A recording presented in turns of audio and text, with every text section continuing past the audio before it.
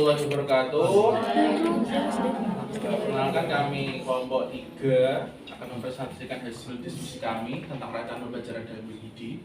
Saya Muhammad Hasan Muna. Saya Nusara Sinta. Saya Sania Fitriatun Musliha. Saya Eli Putri Solihah. Langsung saja kita mulai.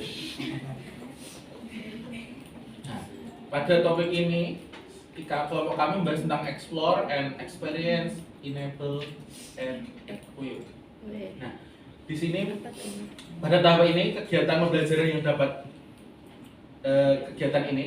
pembelajaran yang dapat membekali siswa untuk membantu mereka mengalami ide-ide kunci dan mengeksplorasi isu-isu yang diangkat. Bagaimana caranya peserta didik akan terlibat dalam mengeksplorasi ide-ide besar dan pertanyaan penting. Nah, di tahap explore and experience, enable and equip dalam desain pengajaran yang dikenal sebagai WPD, peserta didik diajak untuk aktif mengeksplorasi ide-ide besar dan menjawab pertanyaan penting. Caranya bisa dimulai dengan pertanyaan esensial atau panduan pendidikan yang mendorong mereka melakukan riset atau observasi. Peserta didik juga bisa terlibat dalam proyek pendidikan atau aktivitas praktis seperti simulasi ataupun eksperimen. Diskusi kelompok, kolaborasi, juga refleksi melalui jurnal menjadi bagian penting dari pengalaman pembelajaran. Dengan menggunakan berbagai sumber daya, mulai dari multimedia hingga kunjungan tamu, peserta didik diberikan pengalaman yang mendalam terkait ide-ide besar yang sedang dipelajari. Semua ini bertujuan untuk membangun pemahaman yang kuat dan relevan dalam pembelajaran.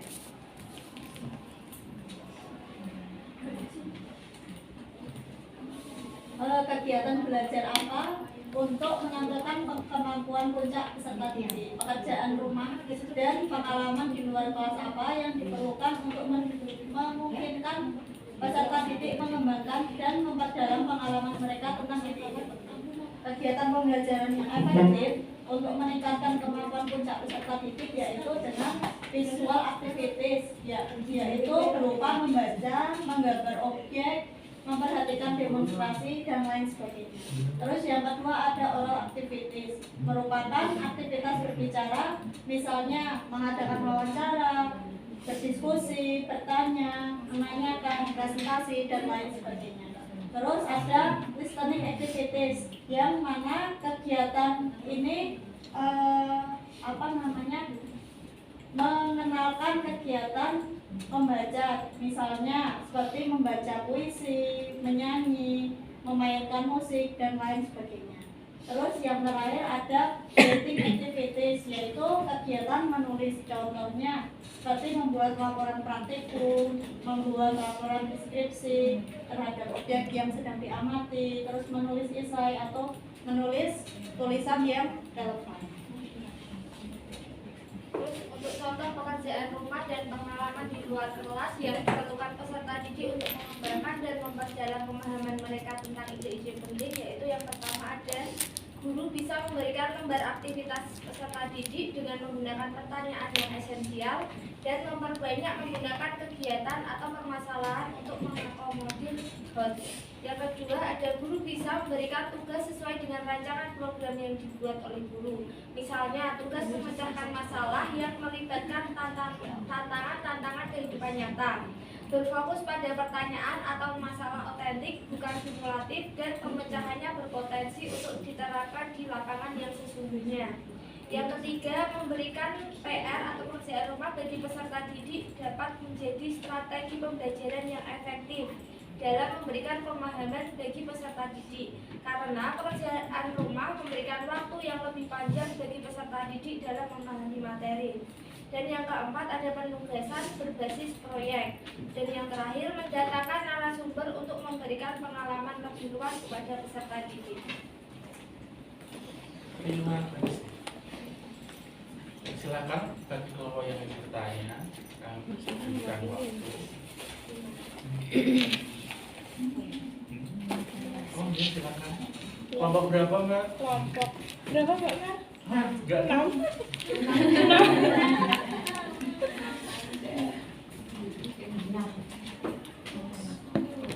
Mas Niam.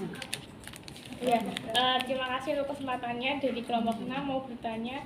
Tadi kan ada pertanyaan esensial untuk memantik pembelajaran gitu kan aktivitasnya. Ada nggak sih panduan pertanyaan esensial yang bermakna buat murid dan jawabannya tuh tidak hanya yes no question aja gitu. Terima kasih.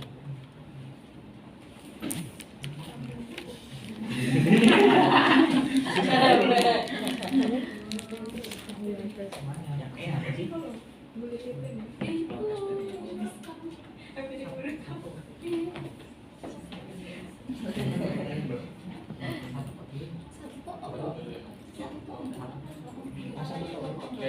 Bisa dilanjut kelompok lain bertanya? Sembari kami diskusikan. Satu aja.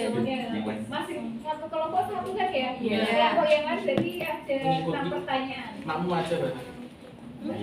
Ada 6 pertanyaan yang akan dilontarkan ke kelompok yang lain. Oh, berarti Wak. Yang sederhana bisa nggak paham bisa suruh mulai juga termasuk pertanyaan. Oh iya. Mas Muna. Yang mana?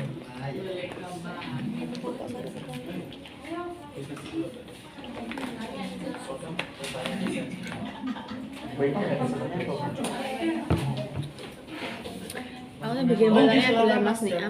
Boleh ke slide yang pertanyaan 2. Pertanyaan 2. Nah, Yang ini nah ya. Oh iya. Perkenalkan saya Charles Wardana dari kelompok 5. Itu kan ada visual activities, oral activities, listening activities, dan writing activities. Apakah dari keempat tersebut wajib dilakukan dalam pembelajaran matematika? Dan saya ingin mengetahui dari listening activities dalam pembelajaran matematika itu seperti apa? Terima kasih. Terima kasih Mas Jana.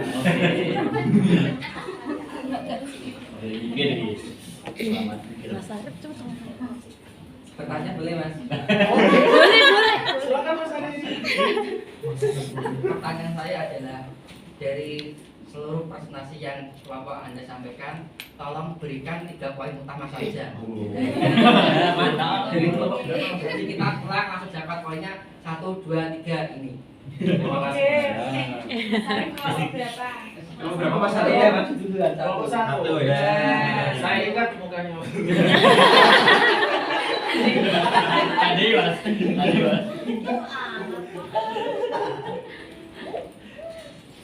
Wajib, berarti benar wajib dikit pertanyaan selalu dilontarkan satu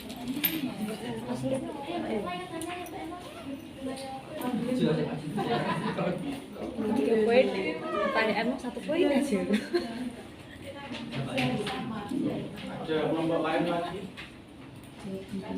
Udah 3 aja. Kelompok lain lagi. Saya kelompok 1. Kelompok 1. Wajib. Oh iya silakan Mbak. Jadi kelompok 2 ya. Kelompok 2. Jadi kamu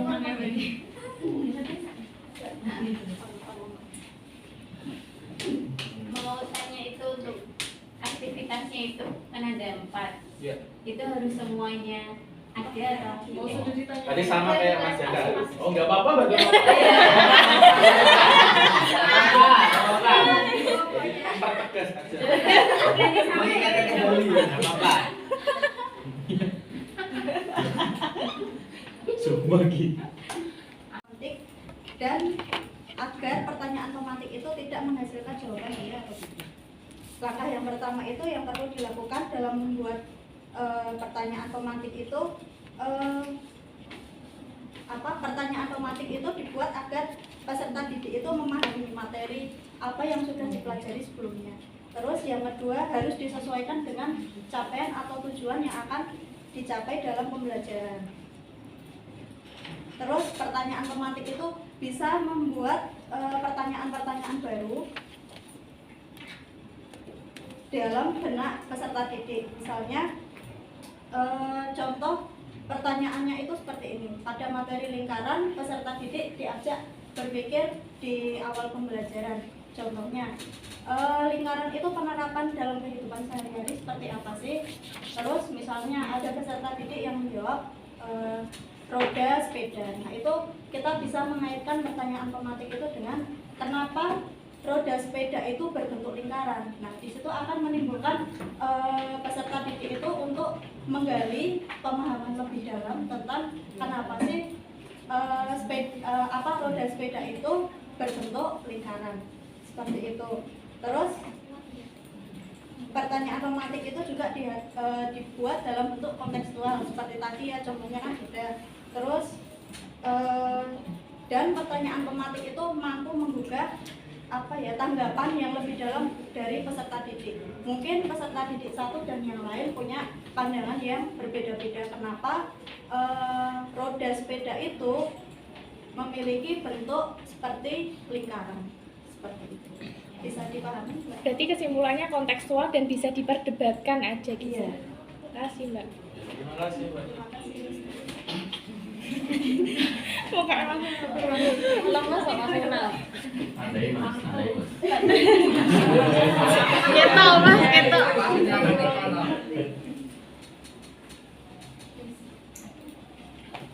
Izinkan saya menjawab pertanyaan dari Mas Jaka sama Mbak Pi, itu kan pertanyaannya hampir sama. Tadi kan yang ditanyakan apakah keempat kegiatan ini wajib dilaksanakan saat pembelajaran dan contohnya dalam kegiatan yang listening ya Mas Jaka. Nah, untuk keempat kegiatan ini dalam pembelajaran itu tidak harus dilaksanakan, tidak wajib. Kenapa? Karena tergantung dari materi yang kita sampaikan nantinya. Tidak mungkin kan keempat itu dalam satu materi mencakup semuanya. Terus contoh untuk listening activities-nya itu bisa kayak kita mendengarkan guru dalam menerangkan sesuatu. Tapi kalau di matematika, kalau kita hanya mendengarkan itu kan siswa nggak bakalan paham tanpa ada prakteknya langsung. Jadi listening activities ini tidak cocok, kemungkinan tidak cocok dalam pembelajaran matematika karena kita hanya mendengarkan guru dalam kayak lisan kok gitu, tidak ada prakteknya gitu. Terima kasih. Benar, masih apa? Paham, paham sekali.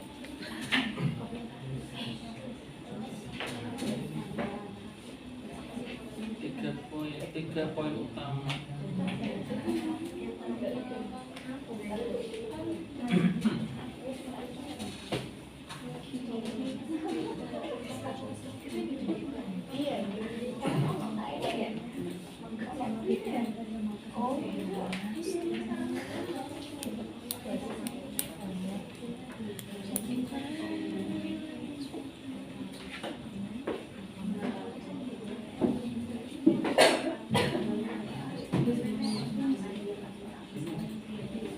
Bentuk pertanyaan ini berarti ini